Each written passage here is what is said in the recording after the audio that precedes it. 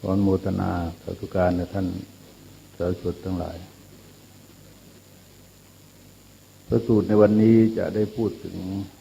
ปฐมชนสูตรเป็นการปรารภถึงคติธรรมดาของชีวิตที่ต้องมีแก่คนแก่สัตว์ทั้งหลายลักษณะของพระสูตรที่ขึ้นด้วยตัวเลขอย่างนี้ก็แสดงว่ามีหลายสูตรมันมีปฐมะมีทุติยะมีตติยะก็ว่าไปเรื่อยๆส่วนมากก็จะแนวเดียวกันมีข้อความมันเป็นเบื้องต้นว่าคราวหนึ่งเมื่อพระเจ้าเสด็จประทับอยู่ที่ประเชตวันมีพราหมณ์เทรา2 ท่านอายุมากแล้วท่านบอกว่าตั้ง120 ปีถูกบุตรธิดาทอดทิ้งไม่ดูแลใจใส่ก็มาปรึกษากันว่าจะไปที่ใดในสุดก็ตกลงใจไปเฝ้าพระพุทธเจ้าก็ไปแบบสนทนาคือยังไม่เป็นพุทธศาสนิกชนอะไรแต่เพียงแต่ว่าเมื่อไปเฝ้าพระพุทธเจ้าก็คงจะได้หลักได้สติในการดำรงชีวิตอย่างใดอย่างหนึ่งเมื่อผ่านการสนทนากันไปสมควรแล้วท่านก็เล่าถึงชีวิตของท่านที่ผ่านมาคนแก่อายุตั้ง120 ปีนั่นก็มีเรื่องเล่าเยอะพระเจ้าก็ทรงกระตุ้นเตือนให้พราหมณ์ทั้งสองได้คิดมาถึงคติของชีวิตที่เมื่อเกิดมาแล้วก็จะไหลเข้าสู่ความเปลี่ยนแปลงคือเข้าสู่ความแก่ชราและในที่สุดก็จะจบลงที่ความตายเมื่อมองเห็นภัยของชีวิตเช่นนี้แล้วคนที่ฉลาดที่ไม่ประมาทก็จะพยายามบำเพ็ญบุญกุศลซึ่งนำความสุขมาให้ทั้งในปัจจุบันและในภายภาคหน้าโดยใช้การสำรวมระวังกายสำรวมระวังวาจาสำรวมระวังใจเพราะบุญนั้นเป็นที่พึ่งของสัตว์ทั้งหลายผู้บำเพ็ญบุญทั้งในโลกนี้และในโลกอื่นตัวนี้ก็เป็นใจความโดยสรุปในพระสูตรแต่เนื่องจากพราหมณ์ทั้งสองนั้นแก่มากจะให้บวชก็ไม่ไหวนะคนแก่ขนาดนั้นก็บวชก็ไม่ไหวเราจะชวนให้ท่านให้ทานก็ไม่ไหวอีกเพราะท่านเองก็เอาตัวไม่รอดอยู่ก็บุญที่จะเป็นเสบียงได้แล้วก็ปฏิบัติได้กับพราหมณ์ในขณะนั้นก็คือการรักษาศีลพระเจ้าก็แนะให้รักษาศีล 5เพื่อเป็นที่พึ่งพราหมณ์ก็ตั้งใจปฏิบัติสำรวมระวังตามหลักของศีล 5ไม่เท่าไรท่านก็ตายไปก็โดยผลของศีลที่รักษาดีตั้งใจสำรวมระวังดีก็บังเกิดในสุคติ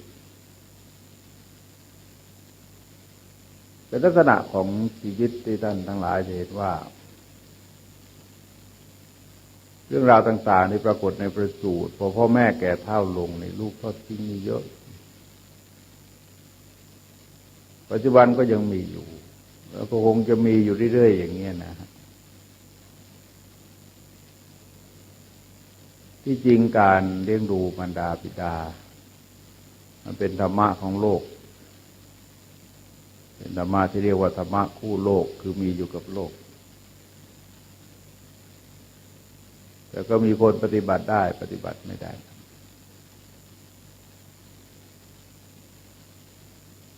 เพราะฉะนั้นเวลา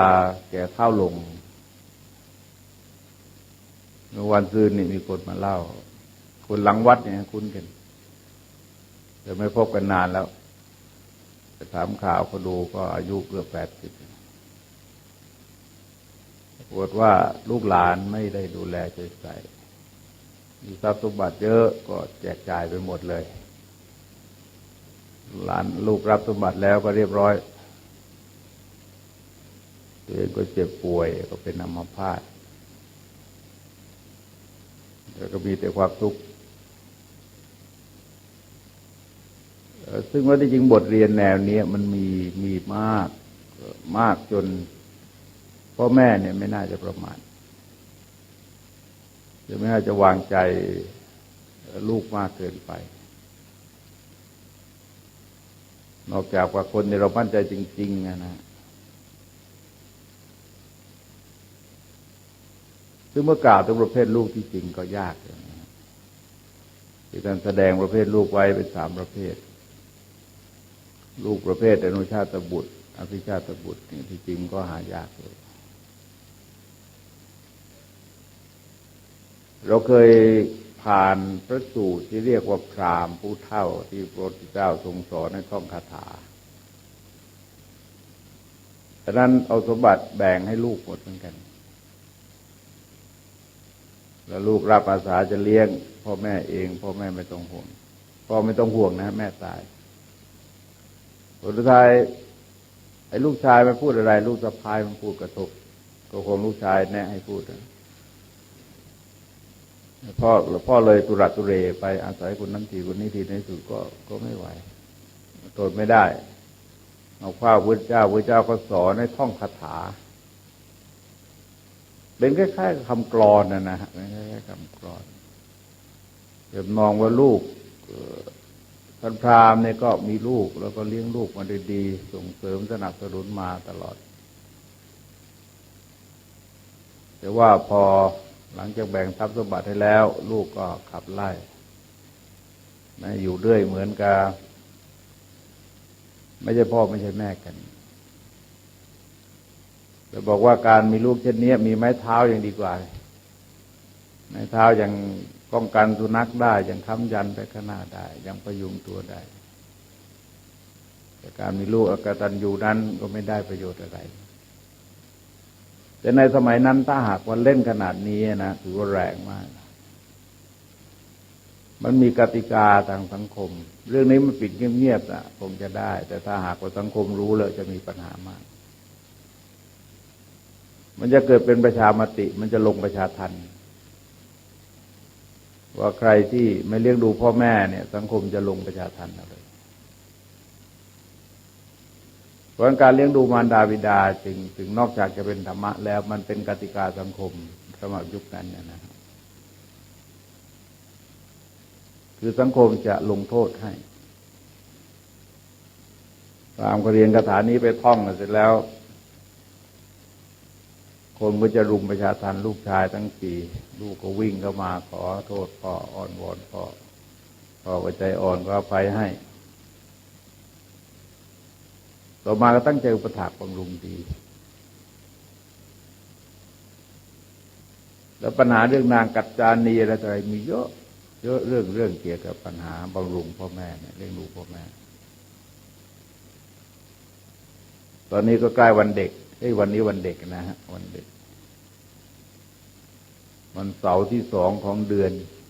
มกราในแต่ละปีนี่กำหนดเป็นวันเด็กเวลาเราพูดเราไปพูดถึงก่อนจะเป็นเด็กก็ทำให้สูญเสียโอกาสในการปลูกฝังสำนึกกตัญญูพอถึงวันแม่เราก็เน้นไปที่ลูกโดยไม่นึกถึงความเป็นแม่ด้วยที่จะต้องปฏิบัติหน้าที่ต่อลูก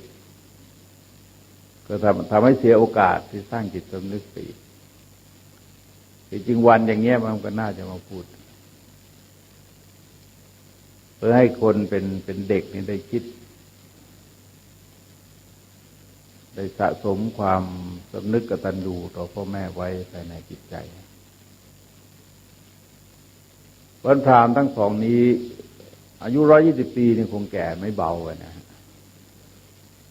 คงแก่เยอะ คนแก่สองคนยักแย่ยักยันไปเฝ้าพระพุทธเจ้าเรานึกภาพแล้วมันก็น่าสลดใจเหมือนกันแต่เราจะเห็นภาพอย่างหนึ่งว่าพระพุทธเจ้าเนี่ยคือท่านเป็นของท่านทุกอย่างแล้วเป็นคนที่เข้าถึงได้ง่ายใครจะไปใครจะมาใครจะเข้าเฝ้าก็ได้ไม่ว่าอะไรเป็นภาพที่มัน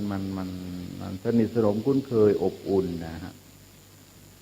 แต่ไม่ได้เจาะจงว่าเฉพาะที่เป็นพุทธบริษัทเท่านั้นแต่ว่าใครก็ตามมาปรึกษามาคุยมาสอบถามมาเยียบเยือนอะไรต่ออะไรก็ได้แล้วนั้นเป็นศาสดาผู้เอ็นดูที่พร้อมได้นั่งจับเข่าคุยกับชาวบ้านทีละคนสองคนอะไรต่ออะไรก็ได้คุยกันดีว่านั่งคุยกับเด็กๆดีก็นั่งคุยกับคนแก่ๆคือภาพการทำงานของพระพุทธเจ้าเนี่ยถ้าเรานั่งหลับตาดูนะอ่านตอนหลับตาและจินตนาการว่าภาพตรงนี้ลักษณะทางพื้นที่มันเป็นยังไงลักษณะการนั่งการยืนการเดินอะไรเป็นยังไงเราจะเห็นเป็นความอบอุ่นความเยือกเย็นแล้วก็เป็นศาสดาที่อนุเคราะห์เอ็นดูจริงๆแล้วใครเข้าไปใกล้เนี่ยไม่ผิดหวังต้องหาทางออกให้จะได้แล้ววิธีหาทางออกไม่ได้เหมือนกันนะฮะไม่ได้เหมือนกันว่าเขาต้องสามารถใช้ทางที่พระองค์ชี้ให้ได้คือเดินบนทางที่ทรงชี้ให้ได้พระพุทธภาษิตแนวปรารภคติธรรมดาชีวิตแนวนี้เราเคยพบในเทวตาสังยุตแต่ว่าเป็นรูปคำถามแต่ก็มีเฉพาะตอนต้นนะฮะมีเฉพาะตอนต้นที่บอกว่าพึงทำบุญซึ่งนำความสุขมาให้แต่นั้นเองเห็นภัยในเพราะความตายพึงทำบุญที่นำความสุขมาให้เท่านั้นไม่ได้ต่อไปข้างหลังข้างหลังอีกทีนี้ก็ทรงสอนในคติธรรมดาของชีวิตก็สอนง่ายนะฮะเพราะว่าเราก็เห็นคติธรรมดาของชีวิตตัวเองที่แก่ชราคลับคล้าลงไปโดยลำดับแต่ชีวิตเราเมื่อเกิดมามันก็เป็นอย่างนี้แต่ว่าการพิจารณาการคิดเนี่ยมันทำยังไงจึงจะยอมรับความจริงเพราะตรงนี้ท่านเน้นไปที่การยอมรับความจริงก็คล้ายๆกับเราสวดชราตโมหิจรังอนัตติโตเนี่ยจริงๆแล้วใจเรารับความจริงจุดนี้หรือไม่ยอมรับถึงความแก่ที่กำลังเกิดขึ้นหรือไม่ยอมรับความตายที่จะมาถึงข้างหน้าหรือไม่เพราะถ้ายอมรับจริงๆแล้วเนี่ยมันจะผ่านวันเวลาไปด้วยความไม่ประมาท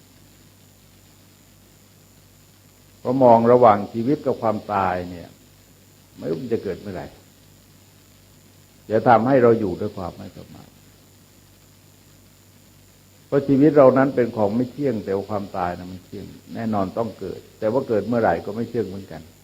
หรือไม่แน่เหมือนกันเราทำให้หลีกเว้นทางของผู้ประมาทโดยเฉพาะยิ่งคือประมาทในวัยในชีวิตในความไม่มีโรค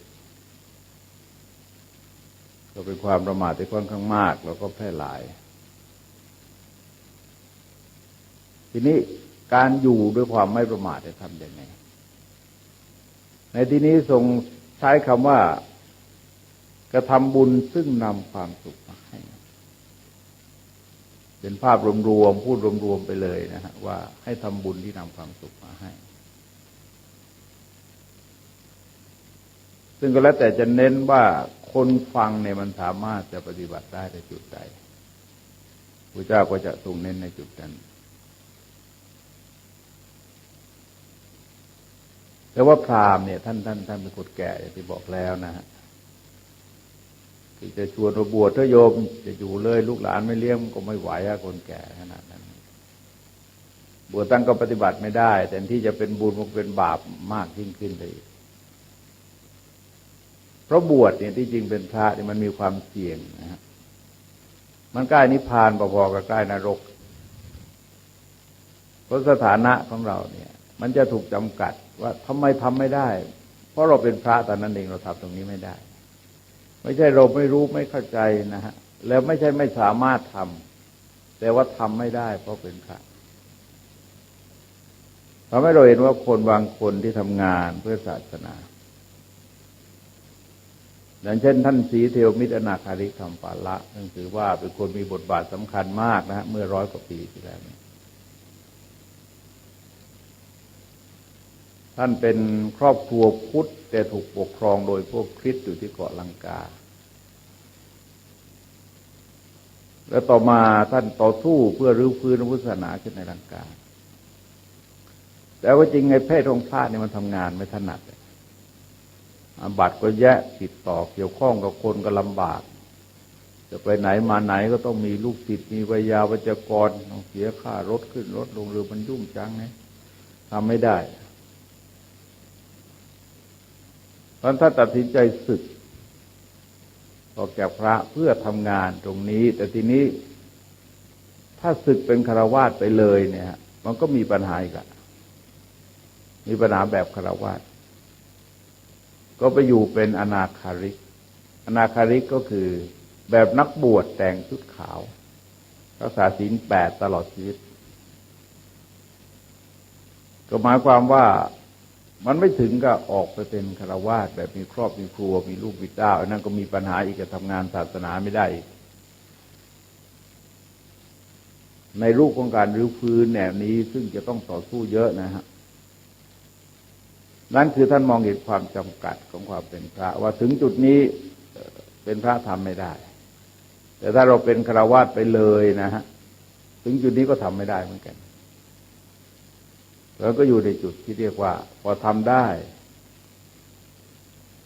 ในสายงานที่ตัวต้องรับผิดชอบทีนี้คำว่าบุญที่ทรงเน้นในที่นี้เราจะเห็นว่าไม่ได้เน้นที่ทานนะฮะไม่เน้นที่ทานเพราะอะไรเพราะว่าพราหมณ์ท่านไม่อยู่ในสถานะที่จะไปทำบุญด้วยการให้ทานแต่ว่าบุญเนี่ยที่จริงโดยความหมายก็คือสิ่งที่อะไรก็ตามที่มันเกิดขึ้นแล้วขจัดกิเลสออกไปได้การกระทำนั้นเราก็เรียกว่าบุญบุญที่เป็นส่วนเหตุก็คือขจัดกิเลสได้บุญที่เป็นส่วนของอาการก็คือกายที่สงบวาจาที่สงบใจที่สงบบุญที่เป็นส่วนผลก็คือความสุขซึ่งมันก็ยืดเยื้อยาวนานไปนะฮะกลายเป็นสมบัติที่เราเรียกว่าถึงพร้อมสมบัติที่แปลว่าถึงพร้อมก็คือสมบูรณ์นะฮะสมบัติสมบูรณ์พูนเพิ่มอะไรแต่อะไรเราก็พูดต่อๆกันไปซ้ำๆสมบัติก็แปลว่าถึงพร้อมหรือสมบูรณ์หมายความว่าอำนวยผลเป็นความสุขระดับมนุษย์ระดับสวรรค์ระดับนิพพานก็นำสุขมาให้ก็แล้วแต่ระดับไหนทีนี้ไอ้จุดแตกต่างเนี่ยมันไม่ได้อยู่ที่ข้างนอกแต่อยู่ที่คุณภาพของจิตหมายความว่าไม่ได้ถูกกำหนดโดยตัววัตถุแต่ถูกกำหนดด้วยคุณภาพทางจิตหมายความยังไงหมายความว่าถ้ากิเลสถูกขัดเกลาไปมากเราก็ได้รับความสุขมากเพราะธรรมะจะเพิ่มขึ้นมากนะฮะถ้ากิเลสลดมากธรรมะก็เพิ่มขึ้นมากวันนี้เราก็ดูคล้ายๆกับร้อนกับเย็นนะฮะท่านลองสังเกตนะฮะถ้าเย็นเพิ่มมากร้อนก็ลดลงไปมากถ้าเย็นเพิ่มน้อยร้อนก็ลดลงไปน้อยก็แสดงว่าร้อนมากพวกนี้เขาจะไม่เพิ่มด้วยกันนะฮะแต่ว่าฝ่ายหนึ่งเพิ่มฝ่ายหนึ่งจะลดตราบเท่าที่เรายังเป็นปุถุชนคนที่เพิ่มโดยไม่ลดมีเฉพาะพระโสดาบันขึ้นไปนะฮะถ้าปุถุชนแล้วก็ขึ้นลงอย่างเงี้ยเพิ่มลดอย่างนี้บางทีอาการหนักมากก็3 วันดี4 วันร้ายไปเลยบางทีก็ลมเพลลมพัดบางทีก็ปั๊บเป๋อท่านจะเห็นว่าจิตมันไม่ปกติอาการเหล่านี้ที่เราพูดถึงอาการเหล่านี้ก็แสดงว่าจิตไม่ปกติหมายความว่าธรรมะก็คุ้มครองใจไม่ได้นานกิเลสก็เกิดขึ้นครอบงำใจอยู่ไม่นานเลยมีอาการไม่ปกติไม่มีความต่อเนื่อง ก็ทรงสอนในรูปของการสำรวมระวังกายสำรวมระวังวาจาสำรวมระวังใจก็หมายความว่าสอนในรูปของบุญที่เป็นส่วนเหตุพอสำรวมระวังก็เกิดอาการทางกายวาจาใจที่ปกติก็เป็นบุญที่เป็นอาการแล้วก็บุญที่เป็นส่วนผลก็คือความสุขมันจะเกิดทีหลังไอ้แนวเนี่ยเป็นแนวของปัจจัยการปัญหาเรื่องการมองเมื่อวานในไปประชุมที่กระทรวงศึกษาเรื่องการตั้งมหาวิทยาลัยพระพุทธศาสนาแห่งโลกประชุมกันครั้งที่2แล้วยังหาลงรูปแบบไม่ได้คือมาว่าก็แปลกเลยเขามองแปลกเขามองไปถึงหลักสูตรหนังสือเล่มนั้นเล่มนั้นแต่มาว่ามันเป็นผลของต้นไม้มันจะทำยังไงจะปลูกต้นไม้ได้ก่อนผลมันเกิดทีหลังคือเรามองลักษณะขององค์กรที่จะตั้งขึ้นว่าจะตั้งอย่างไงมากกว่าตรงนี้ถือว่าสำคัญที่สุดเพราะตรงนี้เกิดอย่างอื่นก็เกิดตามมาเองแต่ก็พูดไปถึงก็เรามองภาพคล้ายๆจะตั้งฟาร์มนะฮะเลี้ยงไก่ยังไม่มีสักตัวต้องซื้อรถมาขนไข่แล้วเตรียมซื้อรถมาขนไข่ไปขายตลาดนึกภาพอย่างนั้นนั่งมันก็แปลกก็คิดแปลกนะไอ้ตรงนี้เราว่ามันเป็นผลนะมันตรงนี้ไม่เกิดไอ้ตรงนี้มันไม่เกิดหรอกแล้วก็ไม่จำเป็นต้องพูดตรงนั้นคือมองให้เป็นระบบมองแบบปัจจัยการมันความเป็นเหตุเป็นผลถึงกันและกันก็เรียกว่าลำดับก่อนหลังลำดับก่อนหลังว่าถ้าตรงนี้ไม่เกิดตรงนี้มันก็ไม่เกิดพูดไปมันก็ไม่ได้ประโยชน์อะไรแต่นักวิชาการนี่พูดเก่งทุกคนพูดกันได้มันเราเคยประชุมเรื่องมลพิษมลภาวะที่ราชบัณฑิตอย่างพอลูชันนะฮะแปลพอลูชันว่าจะมลพิษหรือมลภาวะเถียงกัน3 วันนะคำเดียวเถียงกัน3 วันไม่ลงเลยพูดกันได้พูดกันเหนื่อยเลยจะเอามลพิษหรือมลภาวะผลท้ายวันนี้คนพูดอยู่ทั้ง2 คำนะฮะทั้งมลพิษทั้งมลภาวะมลพิษมันไม่ค่อยสนิทหูเสียงไม่นิ่มมันแข็งพูดแต่มลพิษขาดเสียงมันตายอักษรมันตายมันมลภาวะมันนิ่มๆพูดแล้วมันนิ่มๆคนรู้สึกว่าไม่ค่อยเหนื่อยเลยคนก็พูดอยู่ทั้ง2 คำทีนี้ลักษณะของบุญเนี่ยท่านทั้งหลายจะเห็นว่าโดยพื้นฐานมนุษย์เนี่ยนะฮะโดยพื้นฐานมนุษย์ที่จริงก็เกิดมาด้วยบุญนะเพราะบุญระดับ4เนี่ยท่านยังเรียกว่าปกติเพราะปกติคนมันก็เป็นอย่างนั้นแหละปกติมนุษย์เราก็เป็นอย่างนั้นคือเราไม่มีอะไรที่เป็นสัญลักษณ์ของการพร้อมที่จะเข็นฆ่าห้ำหั่นเบียดเบียนประทุษร้ายกันทุกส่วนของร่างกายเราจะเห็นว่าไม่มีอะไรที่เป็นอันตรายเราไม่มีเขาไม่มีเขี้ยวไม่มีพิษไม่มีอะไรซึ่งผีกษัตริย์เดรัจฉานสัตว์เดรัจฉานก็มีจุดเด่นของเขาที่จะป้องกันภัยป้องกันอันตรายได้แต่คนนั้นแปลว่าสัตว์โลกที่มีเหตุผลเป็นสัตว์โลกที่มีใจสูงสัตว์โลกที่รู้ว่าอะไรเป็นประโยชน์และไม่เป็นประโยชน์มันเป็นสัตว์โลกชนิดเดียวที่ยืนขนานกับโลกแล้วก็ใช้ความคิดเป็นหลักใช้สติปัญญาเป็นหลักในการต่อสู้ในการแก้ปัญหาในการทำอะไรก็ตามเพราะฉะนั้นลักษณะของศีล 5เราจะเห็นว่ามันผิดปกติทั้งนั้นเลยการละเมิดศีล 5มันผิดปกติทั้งนั้นปกติก็ไม่ฆ่าไม่ลักไม่ประพฤติผิดในทางกามแต่การกระทำเหล่านั้นกระทำไปด้วยความหลงก็มีด้วยความโลภนะส่วนใหญ่ก็ทำไปด้วยความโลภแล้วก็ทำไปด้วยความโกรธก็มีทำด้วยความหลงก็มีแนวการปฏิบัติทั้งปวงจึงมาสรุปที่การลดของกิเลสการพยายามลดก็ลดเท่าที่ลดนะฮะเท่าที่เราลดได้ แล้วว่าแนวศีลเนี่ยเอาศีลมาควบคุมไว้เพื่อจะปรับอาการทางกายวาจาของเราให้อยู่ในเกณฑ์ตรงนั้นให้อยู่ในเกณฑ์ที่เรียกว่าปกติตามนั้นเพราะแนวการผิดศีลท่านทั้งหลายจะสังเกตว่าจะมีคนอื่นตำหนิอยู่ด้วยจะมีคนอื่นคือมันผิดกติกาสังคมผู้ฆ่าก็ถูกตำหนิผู้ลักก็ถูกตำหนิผู้ล่วงละเมิดทางประเวณีก็ถูกตำหนิผู้โกหกก็ต้องตำหนิมันเป็นธรรมะของสังคมหมายความว่าใครละเมิดกฎตรงนี้ของสังคมก็ตำหนิเราเห็นพัฒนาการของเรื่องความคิดในศีลห้าเนี่ยมันมีเป็นตั้งโลกเริ่มมีคนแล้วนะฮะปัญหาครั้งแรกก็คือปัญหาผิดศีลห้านั่นแหละแต่ก็แก้ของท่านมาเรื่อยๆปรับมาเรื่อยๆจนบางครั้งเนี่ยมนุษย์ใจสูงมากมันกลายเป็นธรรมะไปเลยไม่ต้องมีใครไปโจทย์ไปท้วงแต่จะสำนึกตัวเองละอายตัวเองอย่างที่เราเคยพบนานแล้วนะฮะรู้สึกหลายปีสัก3 ปี 4 ปีที่แล้วเนี่ยเราพูดเรื่องกุรุธรรมชาดกอะตัวนั้นเป็นธรรมะ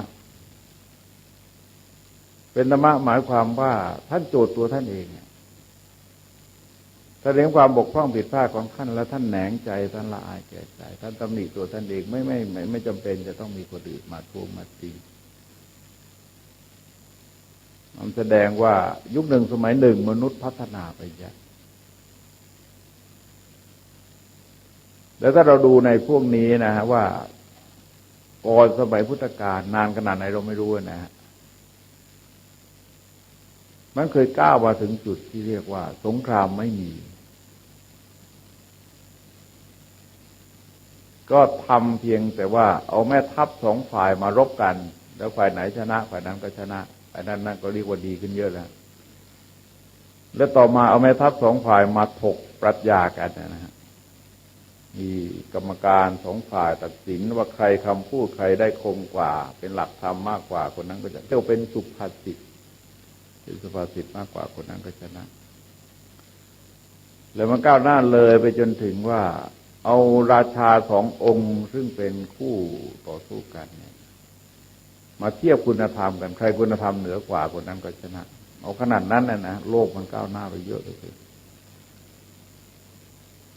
แต่ปัจจุบันเราจะเห็นว่าโลกตกต่ำลงแย่เลยเรื่องจิตวิญญาณพฤติกรรมความคิดว่านี่ตกต่ำลงมาก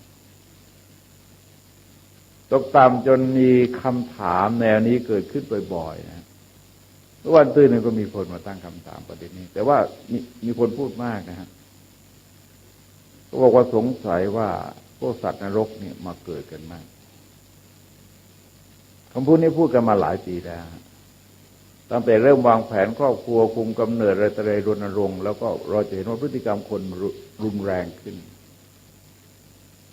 เมื่อเช้าในดูก็พาดหัวหนังสือพิมพ์พ่อนอนคลุมหนาวนะฮะบังคับให้ลูกนั่งหนาวสั่นบึกเนี่ยขอทานตัวเองนอนคลุมถือเหล็กแหลมคลุมคอยแทงลูกข้างหลังเยี่ยมเกียร์ไม่ใช่เล่นเลยนะฮะเยี่ยมเกียร์ไม่ใช่เล่นเลยลูกเล็กๆตัวเล็กๆนะพ่อนอนสบายนะลูกหนาวสั่นแล้วพ่อจะคอยจ้องแทงอยู่ด้วยนั่นคือจิตที่มันตกต่ำลงไปมากมันก็ขาดความสงบแสดงว่าโลภะโมหะนี่แรงจนไม่ได้คิดอะไรเหตุผลแล้วใครก็ขัดขวางโลภะตัวเองก็จะเกิดโกรธวันเด็กไม่ตอบสนองโลภะตัวเองก็โกรธก็แทงโดยไม่คิดอะไรเลยเราลองสังเกตดูข่าวคราวเรื่องราวต่างๆที่ปรากฏในสังคมมันไม่น่าเชื่อมันแรงเหลือเกินซึ่งเป็นปัญหาที่ค่อนข้างแก้ยากคือคนเรายิ่งมากขึ้นเท่าไหร่แต่การรับสื่อสารต่างๆคือไม่รู้ใครมาแอบสอนลูกหลานเราที่บ้านมันสอนทางโทรทัศน์สอนทางวิดีโอไม่รู้ลูกหลานใครไม่รู้ใครมาสอนแก คือมายังมองแนวโลกานุวัตกับภัยคมขึ้นไปแล้วฮะโลกานุวัตเนี่ยความคิดแนวโลกานุวัตที่จริงดีนะฮะแต่คนเราต้องพร้อมถ้าคนไม่พร้อมนั้นอันตรายมากแล้วไทยคมขึ้นไปเนี่ยเรารับโทรทัศน์ได้ต้องเกือบทั่วโลกนะฮะ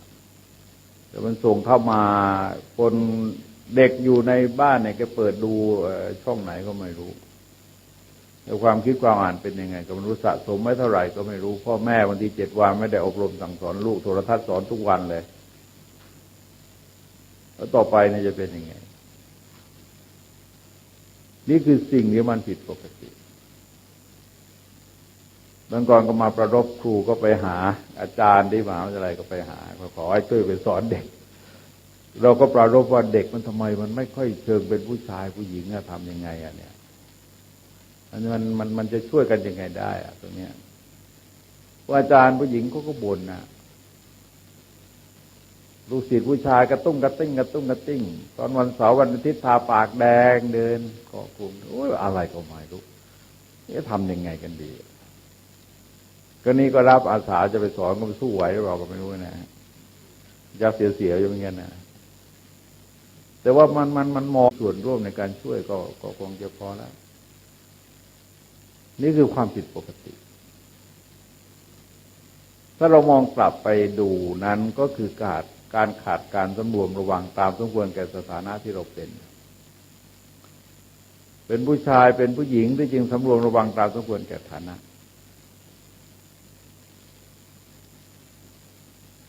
ลักษณะเหล่านี้เมื่อเขาแพร่หลายมากเนี่ย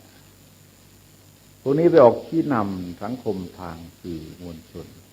สื่อสารมวลชนต่างๆซึ่งที่นำโดยเฉพาะทางโทรทัศน์เนี่ยมันมีทั้งภาพทั้งเสียงทั้งกิริยาการที่เด็กซึ่งมองเห็นจะซึมซับแต่นึกว่าสังคมในถูกคนโง่ๆสอนนะฮะถ้าลองดูสังเกตดูพวกนี้วุฒิภาวะมันขนาดไหนที่ออกมาสอนคนทางโทรทัศน์กันอย่างนี้ได้กิริยาการแล้วเอามายกย่องเชิดชูกันก็ตลกสนุกสนานของเขาในหมู่พวกของเขาก็ได้เงินเดี๋ยวที่ซึมซับให้เด็กให้คนทั้งหลาย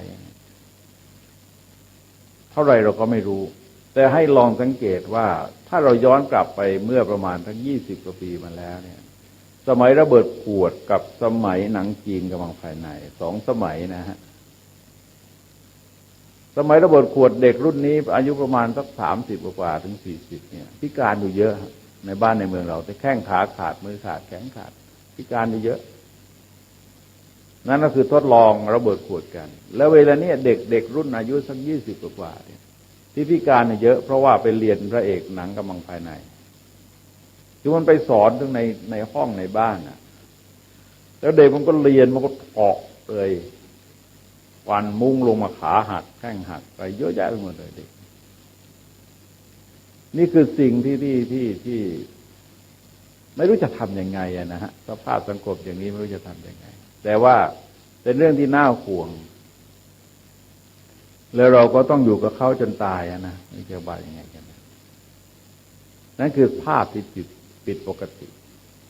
แล้วนำอะไรก็นำความทุกข์มาให้แต่ที่จะนำความสุขมาให้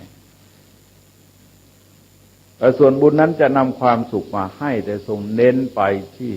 การสำรวมนะเราจะเห็นว่าตัดที่ทานออกไปเป็นการสอนเฉพาะกลุ่มคนนี้คนแก่2 คนนะสอนเฉพาะคนแก่2 คนแต่ที่อื่นทรงสอนที่ทานนะฮะก็แล้วแ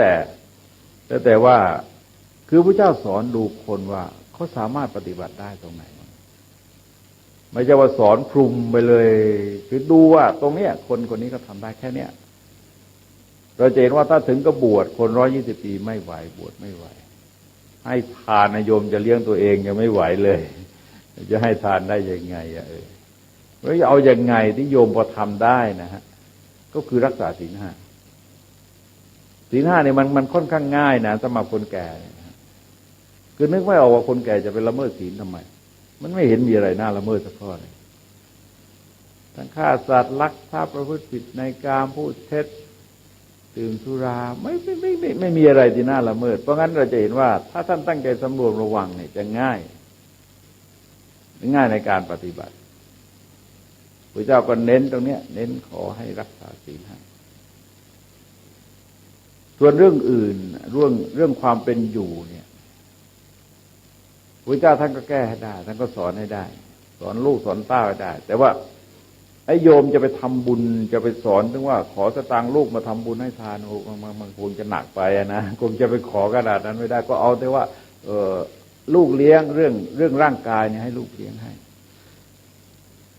แต่ว่าบุญซึ่งจะเป็นที่พึ่งจะเป็นที่พึ่งในสัมปราชภพนั้นเป็นเรื่องที่โยมจะต้องทำเองแต่พอดีโยมไม่มีเงินโยมต้องรักษาศีลนะคือให้ทำให้ได้เวลาสอนกับพราหมณ์อีกคนหนึ่งสอนแนวนี้เหมือนกันนะฮะสอนว่าเหมือนชีวิตเนี่ยเหมือนกับใบไม้เลือน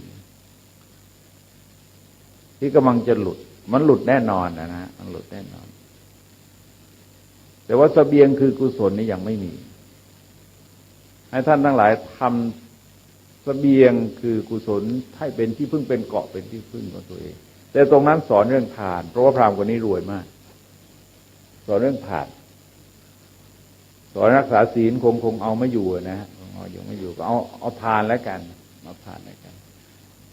เพราะอะไรเพราะธรรมะในภาคปฏิบัติกับภาคทฤษฎีเนี่ยมันต่างกันภาคทฤษฎีเราเห็นตัวเยอะเห็นองค์ธรรมเยอะนับ1 2 3 4 6 7 8 9 10นับเยอะเลยแต่ภาคปฏิบัติเนี่ยมันเป็นปฏิกิริยาแบบธรรมชาติให้โยมลองสังเกตว่าพอเราให้ทานสมมติเราให้ในส่วนที่เป็นวัตถุมันก็จัดโลภะในส่วนสิ่งนั้นขจัดความตณีกับไอ้สิ่งของที่เราจะให้นะฮะของที่เราจะให้เนี่ยเราต้องขจัดความตณีกับโลภะออกไปได้ทีนี้คนที่เราให้เนี่ยเราต้องขจัดโทสะได้หมายความถ้าคนนี้เราเกลียดเราไม่มีทางให้เลยลองสังเกตดูกันเลยกันนั่นคืออุบายวิธีในการสอนของพระพุทธเจ้าที่จริงก็ต้องการจะให้ลดโลภโกรธหลงแต่ว่าพูดมากๆไม่ได้เดี๋ยวเขาไม่ทำก็เอาอย่างนี้ไปอย่างเดียวนั่นเองอ่ะคล้ายๆกินยาไปอย่างเดียวแล้วยามันจะทำหน้าที่ให้เองทีนี้เมื่อเราให้ไปแล้วเนี่ยเราจะรับสัมผัสทางใจเป็นสุขใจสบายใจเช่นว่าคนกำลังหิวโหยอามาเคยเจอที่ตอนนั้นเด็กๆนะฮะเป็นภาพในเดือนนี้ยังหลับตาเห็นอยู่อายุ60แล้วเราเป็นเด็กๆเป็นเด็กวัดอายุสัก8 9 ขวบ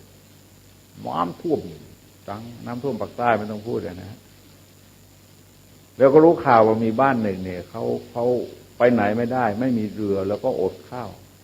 เราก็เป็นเด็กแล้วก็ตัวเล็กมากนะขนอาหารในวัดเนี่ยใส่เรือไปแล้วพายเรือไปพายเหนื่อยจังตัวเล็กพอจอดเรือปั๊บมีคนกรูเข้ามากินโอ้ยเราตื้นตันมากเลยตื้นตันมากฮะเป็นภาพที่เห็นอยู่จนเดี๋ยวนี้ทุกวันหลับตาแล้วก็เห็นเป็นภาพเลยว่ามันถ้าเราไม่มาช่วยเขาตรงนี้เนี่ยเขาคงแย่นะมันก็เกิดสัมผัสตรงมั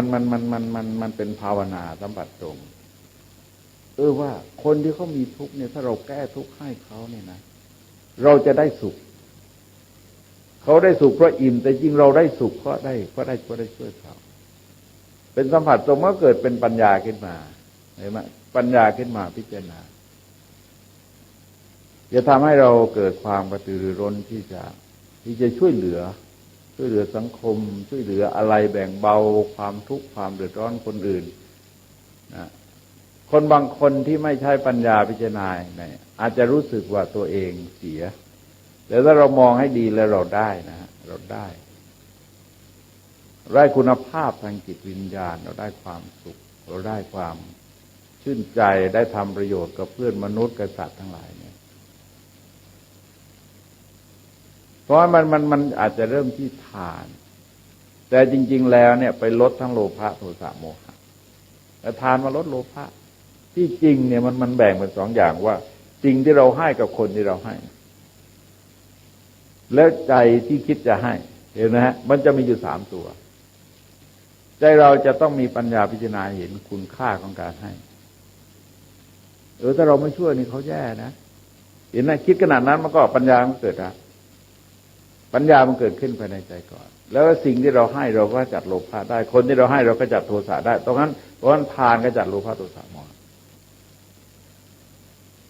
จึงแสดงเป็นทางของนิพพานได้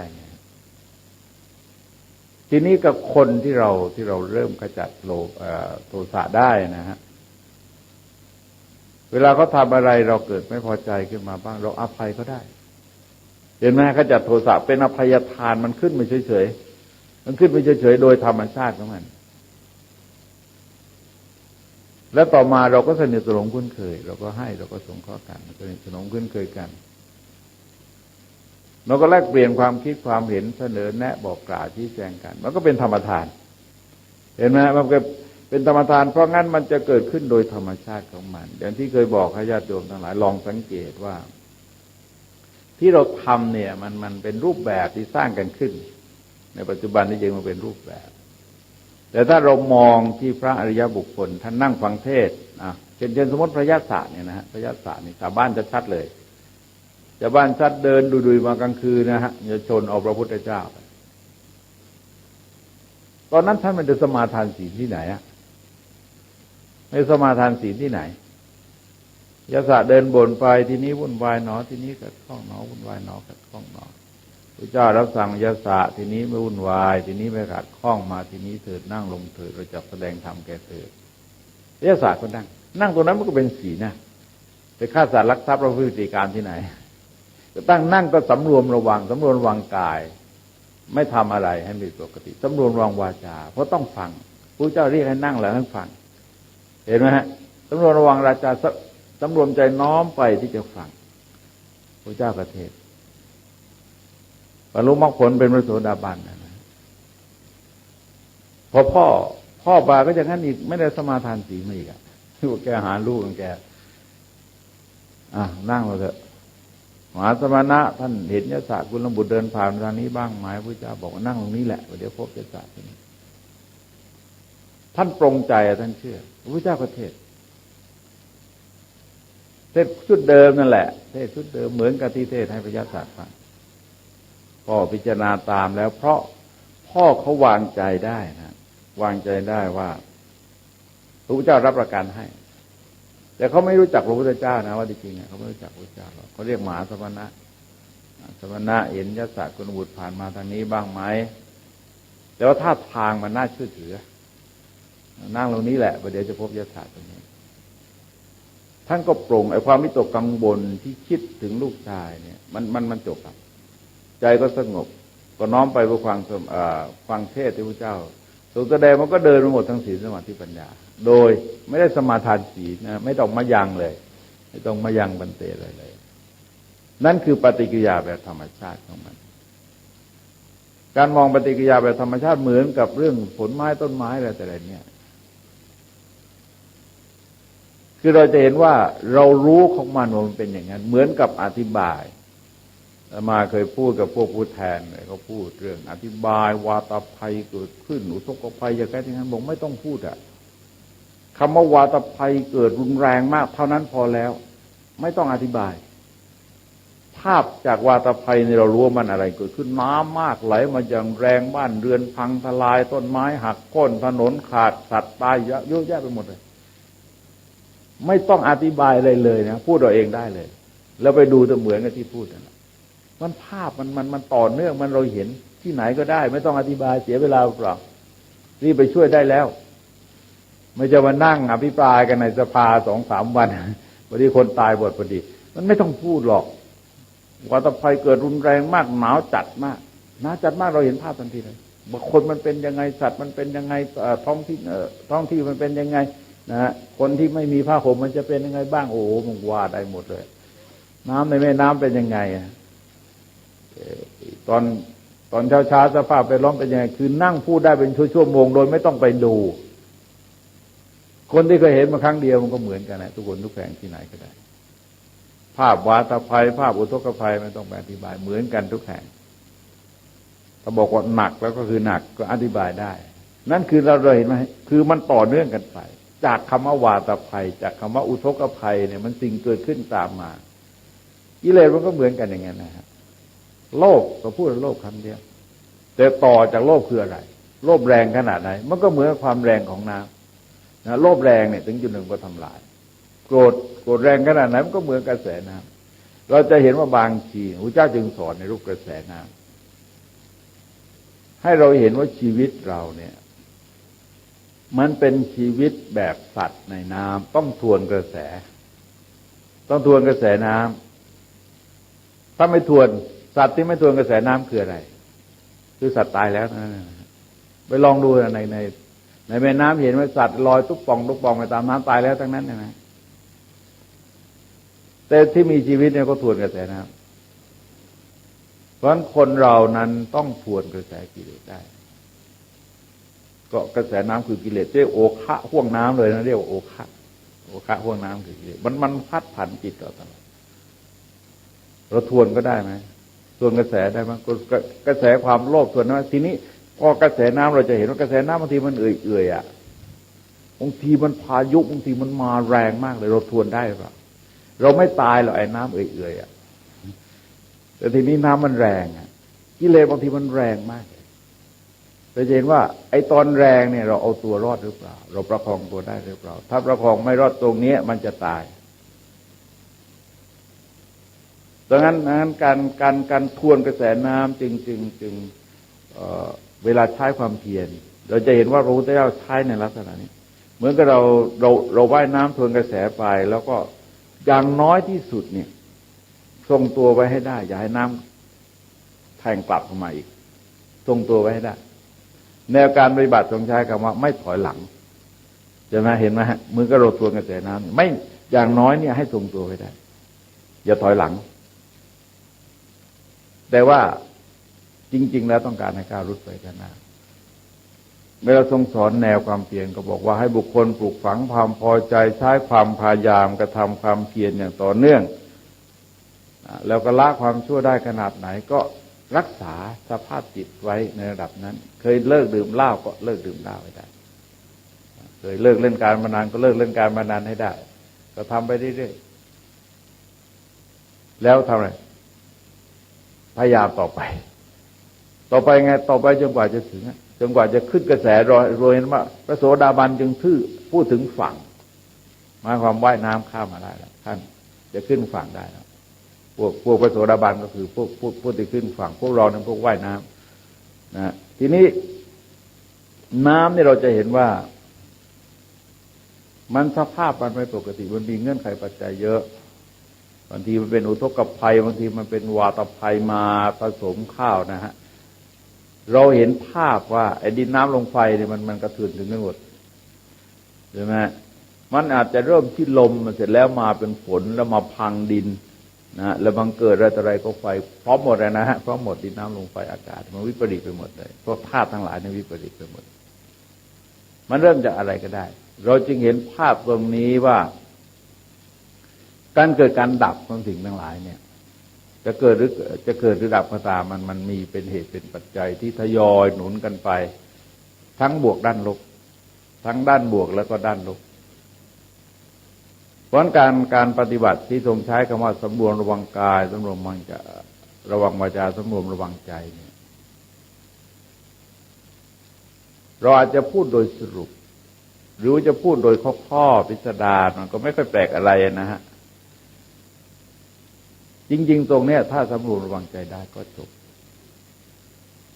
สำรวมระวังใจได้ก็จบเพราะว่าการคิดการทำของคนนะมันเกิดขึ้นจากใจแต่เราคิดก่อนคิดก่อนจะพูดแต่เราคิดก่อนจะทำทีนี้เราคุมใจไม่คิดในเรื่องบางเรื่องไม่ก็ทำให้เราไม่พูดในเรื่องบางเรื่องคือไม่ใช่ไม่พูดทุกเรื่องบางเรื่องนะโดยการวินิจฉัยที่แนวที่ทรงแสดงไว้แนวหนึ่งเนี่ยทรงใช้คำว่าใช้หลักของโยนิโสมนสิการคือการพิจารณาว่าสิ่งเหล่านี้เมื่อทำไปพูดไปเนี่ยถ้ากิเลสที่ยังไม่เกิดมันเกิดขึ้นนะกิเลสที่เกิดแล้วจะเพิ่มพูดมากยิ่งขึ้นก็ไม่พูดไม่ทำแต่ว่าต้องไม่คิดก่อนนะต้องไม่คิดก่อนคือความคิดอะไรก็ตามแต่มันกระตุ้นกิเลสขึ้นมามากๆเนี่ย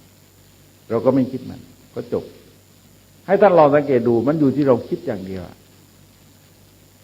ที่พระพุทธเจ้าพูดง่ายๆว่าสังกัปปราโคบริสัทสกาโมความดำริเป็นกามของคนความดำริเป็นโทสะของคนความดำริเป็นโมหะของคนความดำริเราคิดเท่านั้นเองจึงเกิดปัญหาขึ้นมาถ้าเราไม่คิดไม่มีอะไรนะไม่มีอะไรหรอกเรื่องเยอะถ้าเราเอามาคิดหมดเราก็เสร็จแล้วประสาทหมดแล้วแต่มีเรื่องเยอะที่เราไม่คิดเรื่องบางเรื่องคนอื่นก็รู้เราไม่รู้เลยเราไม่รู้เราไม่สนใจเราไม่ใส่ใจเพราะการปฏิบัติสำรวมระวังถ้าเข้าไปถึงใจก็ชื่อว่าหมดแล้วที่ว่าสาธุสัพพัตตสังวโรการสำรวมทั้งปวงเป็นการดีนั้นถ้าเรานับแล้วมันนับได้เยอะการนับคล้ายๆเรานับต้นไม้มาจากปลายมันนับได้เยอะแต่จริงแล้วเนี่ยมันไปสาวไปถึงโคนแล้วมันมาจากโคนต้นเดียวกันเท่านั้นเองถ้าเราจะบำรุงเราก็บำรุงที่โคนรดที่โคนมันก็แตกกิ่งก้านสาขาออกไปออกต่อออกผลไปรดน้ำก็รดที่โคนนั่นนะเพราะฉะนั้นการปฏิบัติธรรมะจึงมาเน้นสำรวมระวังจิตใจเมื่อวานเนี่ยก็ไปอบรมพวกอนุสาสนาจารย์พวกรุ่นหนุ่มๆนะฮะเรือร้อยเอกนะแต่เนี่ยมีนายพันยังไม่กี่คนคือว่าพูดแบบพูดกับลูกศิษย์นะพูดกันตรงๆพูดตรงๆก็อบรมจะเยอะเลยเพื่อต้องการจะให้คนกลุ่มนี้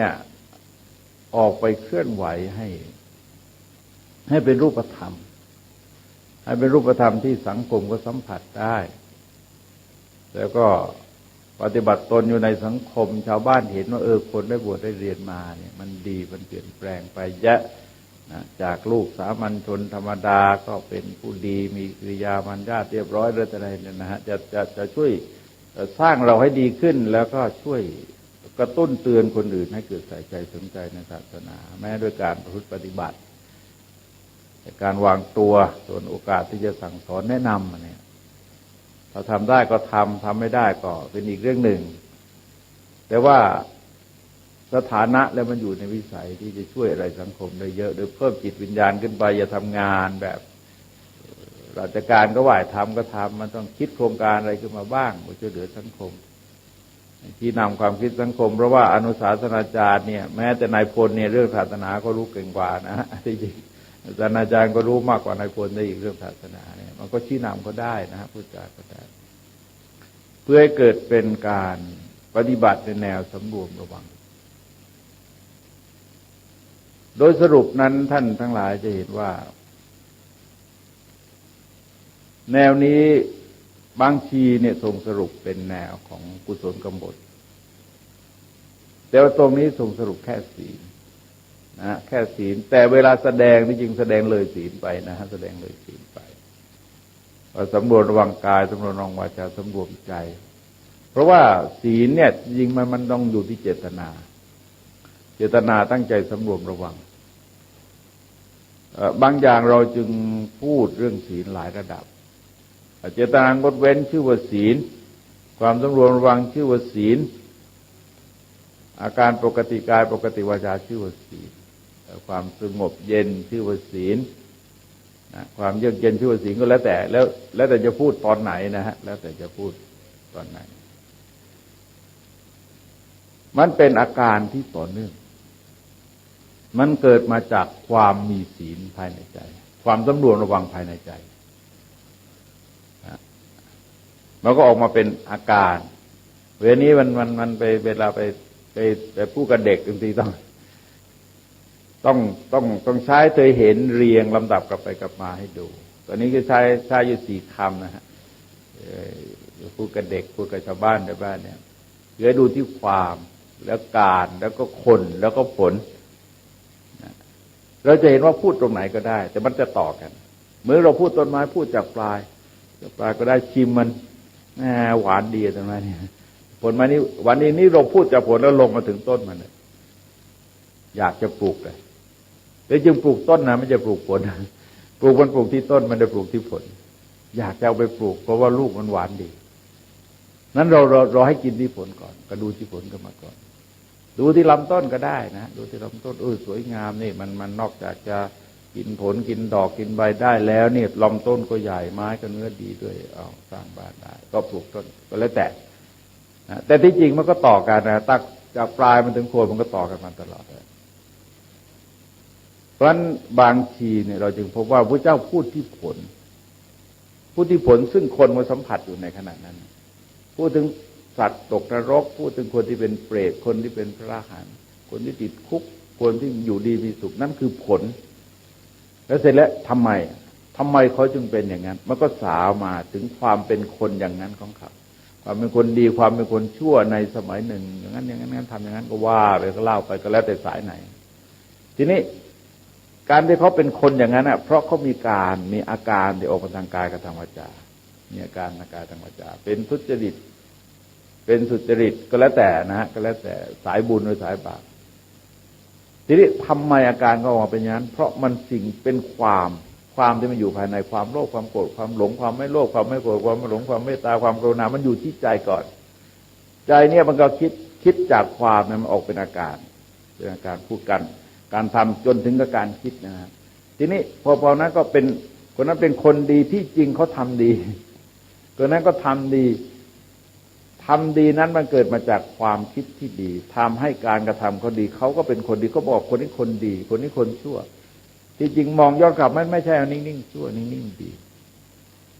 มันอยู่ที่เขาทำก่อนถ้าเขาทำมาจากความคิดของเขาก่อน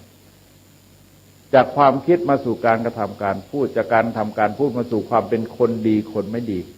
คนขยันคนขี้เกียจมันก็ดูที่อาการนะแล้วก็ตอนนั้นก็เป็นผลนั้นก็กลายมาเป็นมนุษย์สมบัติกลายมาเป็นสวรรค์สมบัติกลายเป็นนิพพานสมบัติก็แล้วแต่นะมากน้อยขนาดไหนก็ตามคุณจะเห็นว่าคล้ายๆกับการหน่วยกิจในปัจจุบันเนี่ยเราจะเห็นได้ชัดมากนะฮะหน่วยกิจในปัจจุบันบางทีเราทำปริญญาตรีเนี่ยได้เกรดเอเลยเกรด1เลยนะได้3เกือบ4ไปมันสามารถต่อปริญญาโทได้เยอะเอาไปหน่วยกิจไปจอยปริญญาโทได้ตั้งหลายหน่วย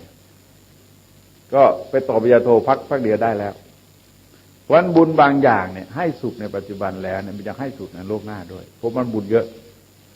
มันเหลือใช้ในโลกปัจจุบันไม่หมดเลยยกยอดไปใช้กันนะมันก็กลายเป็นกรรมชนิดที่เรียกว่าอุปปัชชเวทนิยกรรมเราจะเห็นว่ามันจะสอดคล้องกันหมดเลยจะเป็นกรรมประเภทหนึ่งเรียกว่าอุปปัชชเวทนิยกรรมคือให้ผลในชาติต่อไปชาติหน้าทีนี้บางทีมันเหลือเฟือมากกว่านั้นเยอะแต่มันก็ยกยอดไปชาติต่อไปอีกเรียกอุปปัชชเวทนิยกรรมการให้ผลในภพในชาติที่สืบต่อกันไปนั้นก็คือบุญที่นำความสุขมาให้ซึ่งจะทำอะไรก็ได้นะฮะไม่จำเป็นจะต้องไปเน้นที่ทานเรามีความสามารถจะทำทานเราก็ทำเพราะคนนี่มันต่างกันนะฮะคือเราจะเห็นว่าเคยเล่าเรื่องนางสุบลเทวีที่กราบทูลถามพระพุทธเจ้าเรื่องว่าพระ2 องค์คน2 คนเพื่อน2 คนทำบุญมาด้วยการทำบุญมาตลอดสายเลยแต่ว่าคนหนึ่งนั้นไม่เคยให้ทานเลยอย่างอื่นทำด้วยกันหมดคนหนึ่งนั้นทำอย่างอื่นด้วยจะให้ทานด้วยมันต่างกันตรงไหนพระเจ้าบอกมันต่างกันตรงที่ว่าถ้าเป็นเทวดาเนี่ยฮะถ้าเป็นเทวดาเนี่ยคนที่ให้ทานเนี่ยจะมีบริวารมากถ้าเป็นมนุษย์ก็มีสมบัติมากมีบริวารมากถ้าเป็นพระล่ะเป็นพระก็คนที่เคยให้ทานมาก็สมบูรณ์ด้วยจตุปัจจัยนะฮะญาติโยมเคารพนับถือขึ้นเยอะเหมือนหลวงพ่อคูณนี่ข่าวว่าพรมน้ำมนต์ด้วยรถฉีดน้ำแล้วตลกกันใหญ่เลยมีคนมาเล่าให้ฟังเมื่อวานหลวงพ่อคูณคนไปเป็นหมื่นพรมน้ำมนต์ไม่ไหวต้องเอารถดับเพลิงมา